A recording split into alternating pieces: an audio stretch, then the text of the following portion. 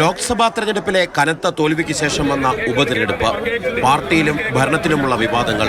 അത്ര എളുപ്പമായിരുന്നില്ല CPM-ന് ഈ തെരഞ്ഞെടുപ്പ്. പാലക്കാട് സീറ്റിൽ സ്ഥാനാർത്ഥിയെ പോലും മാറ്റി പരീക്ഷിക്കേണ്ടി വന്നു. ചിഹ്നം പോലുമില്ലാതെ മത്സരിച്ചിട്ടും സരിൻ സങ്കടത്തിലാക്കിയില്ലെന്ന ആശ്വാസമാണ് CPM നേതൃത്വത്തിനുള്ളത്.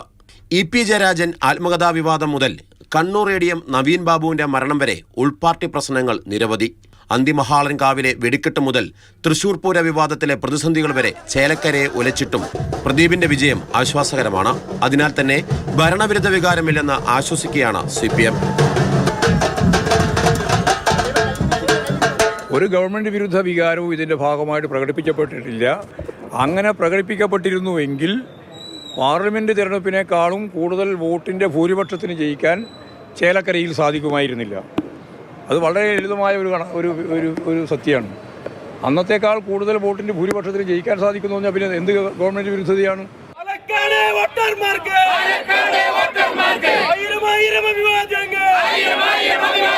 അതേസമയം ചേലക്കരയിൽ LDF-ന് വോട്ട് കുറഞ്ഞതും പാലക്കാട്ടെ തകർപ്പൻ വിജയവും ഭരണവിരുദ്ധ വികാരത്തിന്റെ ലക്ഷണമാണെന്ന് കോൺഗ്രസ് വിലയിരുത്തുന്നു. കേന്ദ്രത്തിൽ BJP, കേരളത്തിൽ LDF, ഇത് രണ്ടും ഭരണത്തിനെതിരെയുള്ള ജനവികാരത്തിന്റെ പ്രതിഫലനമാണ് ഈ എല്ലാ തിരഞ്ഞെടുപ്പും എന്നാണ് എൻ്റെ പക്ഷം. എന്നാൽ ഭരണവിരുദ്ധ വികാരം പൂർണ്ണമായി മുതലാക്കാൻ സാധിച്ചില്ലെന്നാണ് K. മുരളീധരന്റെ നിലപാട്. ഭരണവിരുദ്ധ വികാരം നന്നായിട്ടുണ്ട്, പക്ഷേ അത് ഞങ്ങൾക്ക് ചേലക്കരയിൽ ഉദ്ദേശിച്ച രീതിയിൽ അതിൻ്റെ റിസൾട്ട് കിട്ടിയില്ല. അത് ഞങ്ങൾ പരിശോധിക്കും. എന്നാൽ ഉപതെരഞ്ഞെടുപ്പ് മുന്നിൽ കണ്ട് ഭരണവിരുദ്ധ വികാരം തടയാനുള്ള ക്ഷേമ പ്രവർത്തനങ്ങൾ സർക്കാരിന്റെ ഭാഗത്തുനിന്നുണ്ടായത് സർക്കാരിന് സഹായകരമായെന്നും വിലയിരുത്തലുണ്ട്.